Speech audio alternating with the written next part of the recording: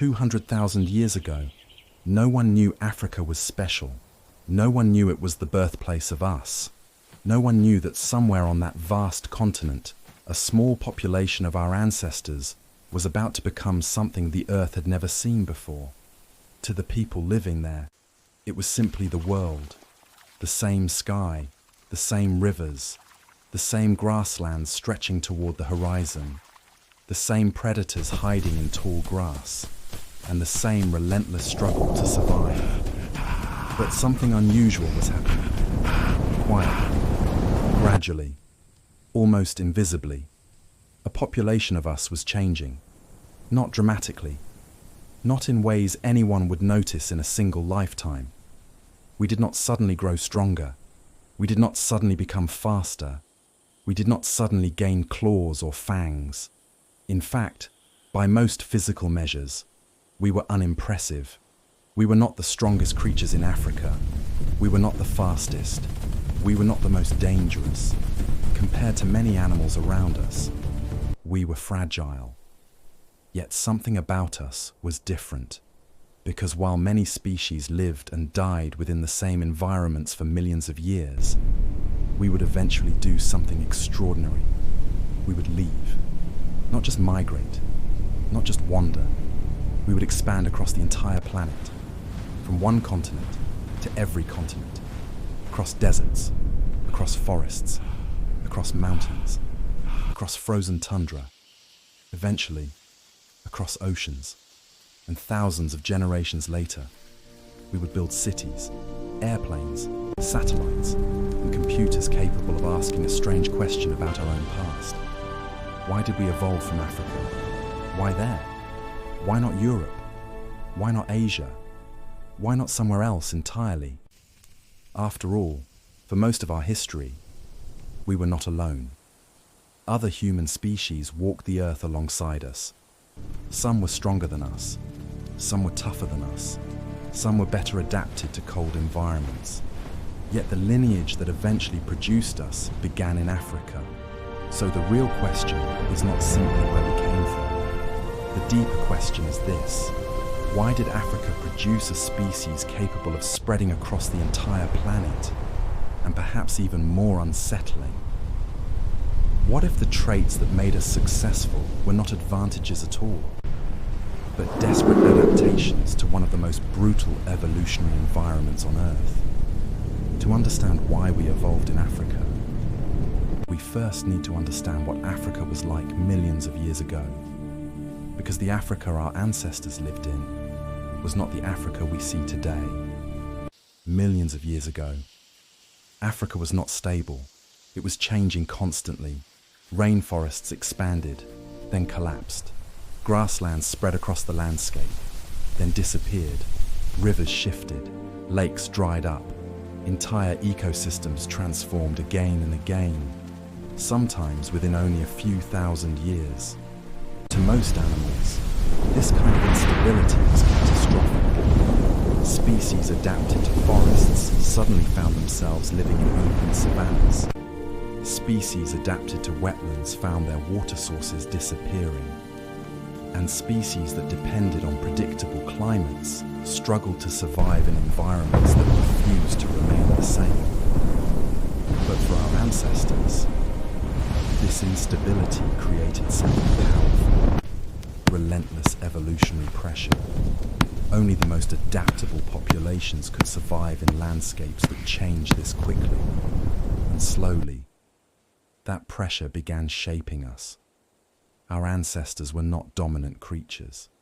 They were small populations of upright primates trying to survive among predators far stronger than themselves. We had no claws, no fangs, no armor. We were slower than most prey animals. We were weaker than most predators. In almost every physical category, we were average at best. Yet somehow, we survived.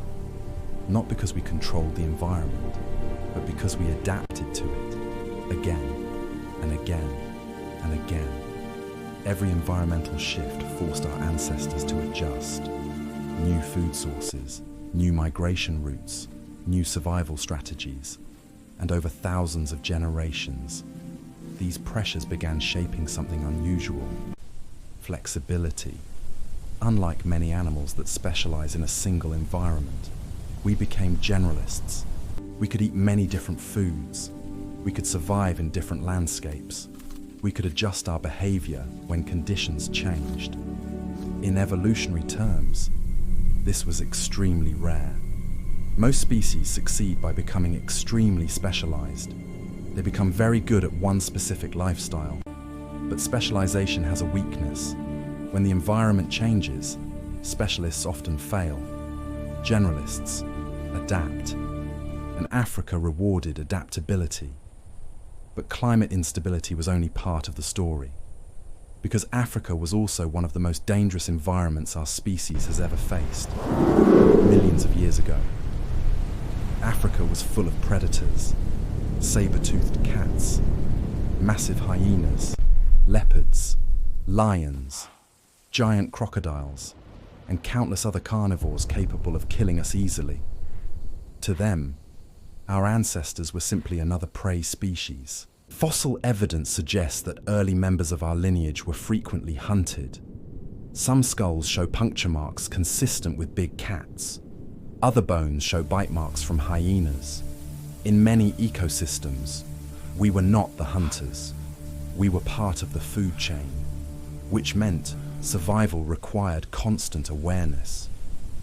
Imagine living in a world where tall grass could hide predators, where rivers might contain crocodiles, where the darkness of night belonged almost entirely to carnivores. Under those conditions, strength alone is not enough. What matters is attention. Our ancestors had to become exceptional observers. They learned to read subtle signs in the environment: birds suddenly taking flight, a shift in wind direction, grass moving against the wind, the sudden silence of insects, anything that might signal danger. Individuals who noticed these patterns earlier survived longer, and those survivors passed their genes to the next generation. Over time, this shaped our brains, because individuals with sharper perception were more likely to survive, and gradually, our lineage became something unusual: curious, alert, attentive to patterns in the world around us. The same mental abilities that once helped our ancestors detect predators would eventually allow us to explore oceans, build machines, and study the universe itself. But those abilities began as something much simpler: a survival mechanism. Africa forced us to become observers. One of the most important changes in our evolutionary history was simple. We stood up. Walking on two legs may seem like a small adjustment, but it transformed the way our ancestors interacted with the world. Standing upright allowed our ancestors to see above tall grass, spot predators earlier, carry food, carry tools, carry infants while moving, and perhaps most importantly, it allowed us to travel efficiently across long distances. Africa's landscapes were vast. Food sources were scattered. Water sources changed with the seasons. Groups often had to move constantly just to survive. Walking upright made those journeys possible, but bipedalism also had costs. Walking on two legs made us slower than many animals. It exposed our vital organs. It increased the risk of injury. Evolution rarely creates perfect solutions. It creates compromises, and bipedalism was one of those compromises. But it worked, because the advantages outweighed the risks. Over time, our anatomy continued to evolve. Longer legs, stronger hips, specialized feet, all designed for efficient endurance movement.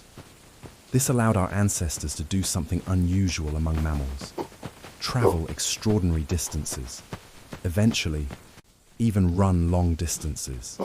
In Africa's intense heat, this created a powerful hunting strategy: persistence hunting. Rather than sprinting after prey, our ancestors could chase animals over long distances. until the animals overheated. Few predators could match that endurance, but endurance alone did not make our ancestors successful, because survival in Africa required something even more powerful: cooperation. A single member of our species alone in prehistoric Africa had little chance of survival. But a group was different. Groups could watch for predators, share food, protect children, care for the injured, and coordinate hunting strategies. But cooperation created another advantage: knowledge sharing. If one person discovered a new food source, others could learn it. If someone discovered a safer migration route, the entire group could follow it. If someone invented a better tool, that design could spread. This meant survival knowledge could accumulate across generations. Information did not disappear when individuals died. It could be passed on. In evolutionary terms, this was revolutionary, because it allowed culture to evolve alongside biology, and culture changes much faster than genes, which meant our species could adapt faster than many animals around us. But something else was happening too. Something that would eventually separate us from every other human species on Earth. Our brains were getting bigger compared to most animals of similar size. Our brains are enormous, but brains come with costs. They require huge amounts of energy. They complicate childbirth, and they demand constant calories. From a purely biological perspective, large brains are risky. So why did evolution favor them? Part of the answer lies in Africa's unpredictable environment. When conditions change constantly, intelligence becomes valuable. Smarter individuals can solve problems more effectively, find new food sources, invent new tools, develop new strategies. Over time, natural selection began favoring individuals with slightly larger brains. But this created another problem. Brains require calories, lots of them. To support brain growth, our ancestors needed more energy-dense foods. This led to changes in diet: more meat, more fat, more marrow. Stone tools made this possible. Sharp flakes could slice through hide, break bones, extract nutrient-rich marrow. More calories meant more energy for the brain, which allowed brains to grow larger. Larger brains allowed better tools. Better tools allowed more calories. And the cycle continued. Over hundreds of thousands of years, this feedback loop transformed our lineage, eventually producing a species capable of something no other species had done: exploring the entire planet. But before that could happen, something unexpected occurred. Our ancestors began leaving Africa. And the reasons behind that decision may reveal something profound about who we are, something that still drives us today. For hundreds of thousands of years, Africa was our world. Every generation was born there. Every generation lived there. Every generation died there. But eventually, something changed. Small populations of our ancestors began moving beyond the continent where our species first evolved. Not because they wanted to conquer the world, not because they were explorers in the modern sense, but because survival demanded movement. Africa was not stable. Rainfall patterns shifted. Grasslands expanded and shrank. Water sources appeared and disappeared. Food availability rose and fell. For groups living close to the edge of survival, even small environmental changes could force migration. A drying river could push a group to search for water elsewhere. A decline in animal populations could force hunters to travel further. A colder season could push communities toward new territories. These movements were not planned migrations, they were gradual expansions. A group follows prey a little further than usual. Another group discovers a valley beyond the familiar landscape.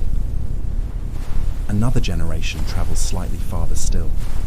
Over many generations, those small movements slowly carried our species toward the edges of Africa. But leaving Africa was not easy, because the world beyond the continent was already occupied. Other human species were already there. For most of our evolutionary history, we were not alone. Other human species walked the earth alongside us. Some of them had already left Africa long before our species evolved. One of the most famous was the Neanderthal. They lived across Europe and parts of Western Asia. They were powerful, stocky, adapted to cold environments.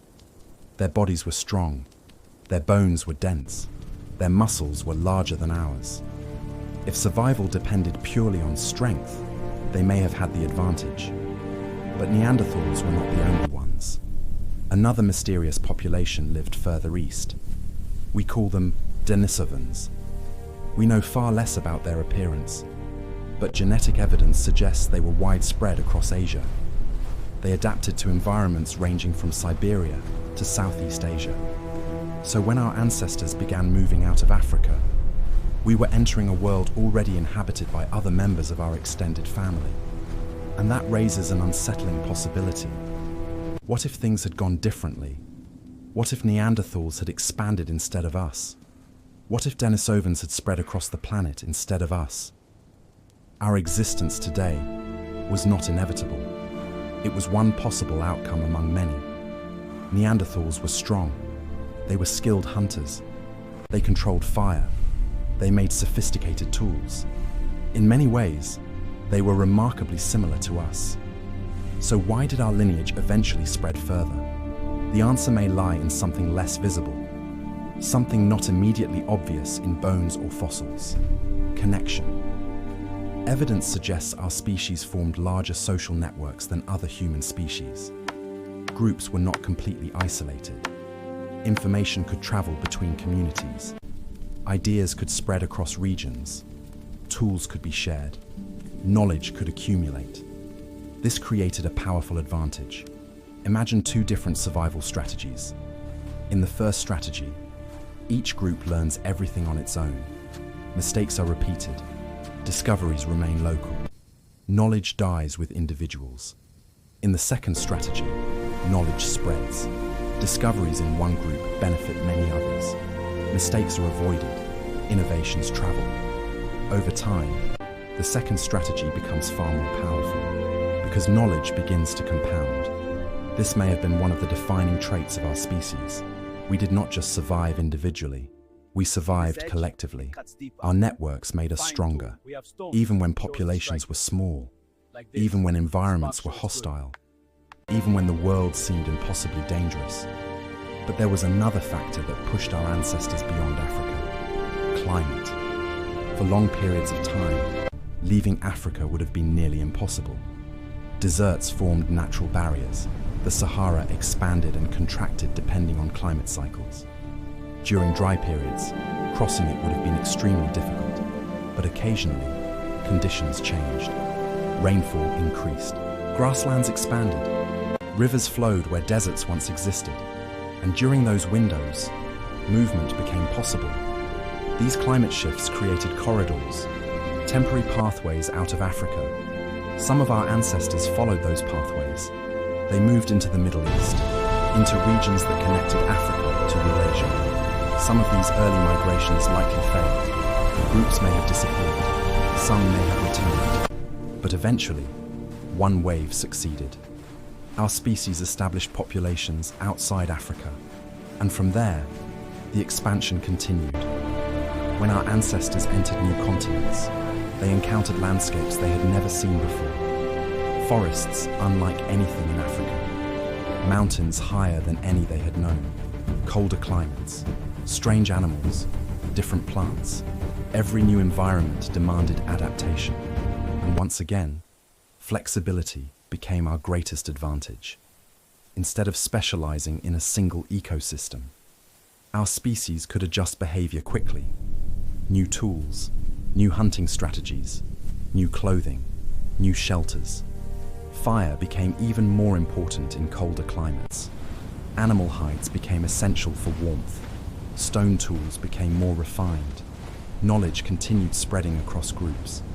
And slowly, our species expanded further into Europe.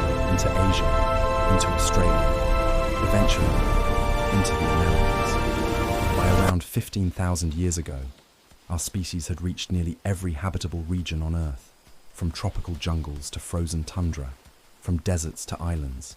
It was one of the most remarkable expansions any species has ever achieved. And it all began with a population that evolved in Africa. But expansion alone does not explain everything, because along the way, something else happened. Our ancestors met other human species, and the story of those encounters is more complicated than most people realize. For a long time, scientists believed our species simply replaced other human populations. The idea was simple. We arrived. They disappeared. But genetic evidence has revealed a more complex story.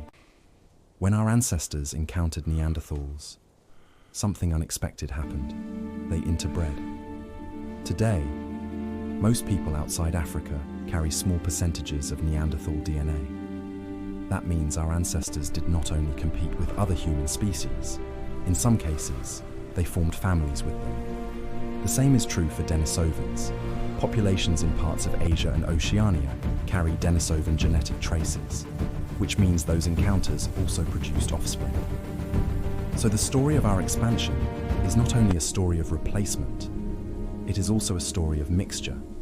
Our species absorbed fragments of other lineages, and those genetic contributions may have helped us adapt to new environments. For example, certain Denisovan genes help populations survive at high altitudes. Evolution is rarely simple. It is messy, complicated, full of unexpected outcomes. And in the end, our species became the only surviving member of a once diverse human family. But that raises another question. Why did the others disappear? The disappearance of other human species did not happen overnight. Neanderthals survived for hundreds of thousands of years. Denisovans may have existed even longer. They were successful populations, but small differences can accumulate over time. Slight advantages in cooperation, slight advantages in information sharing, slight advantages in adaptability. Those differences may have allowed our populations to expand faster. Over thousands of years, small advantages become powerful. Populations grow, territories expand, resources shift. Eventually, the balance changes.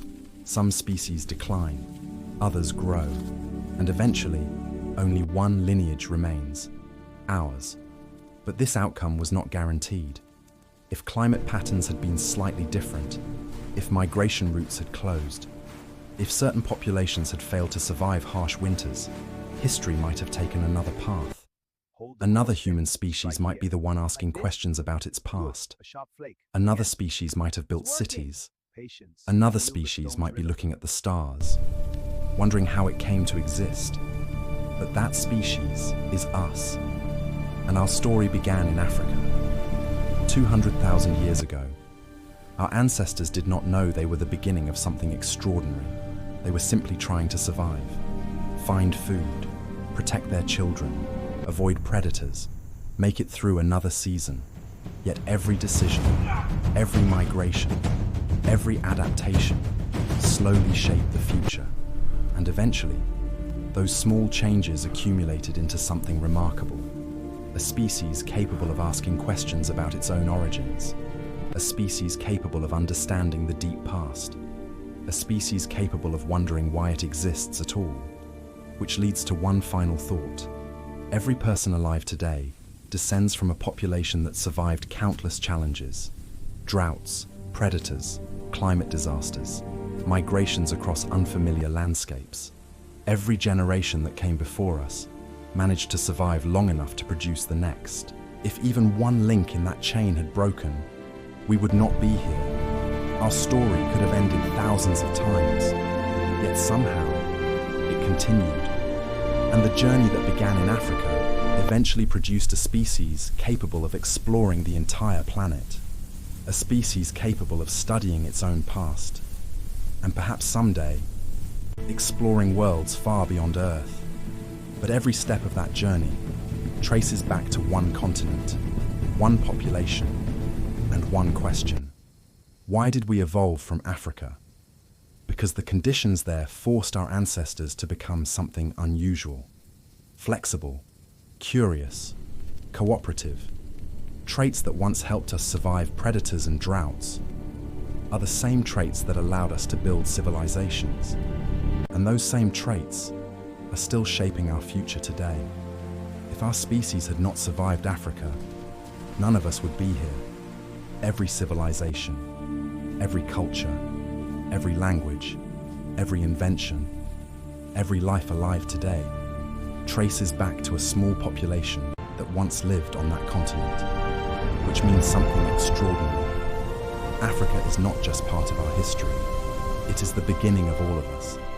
And if our ancestors had made slightly different decisions, if climate had shifted slightly differently, if one migration had failed, history might have taken another path. Another species might be telling this story.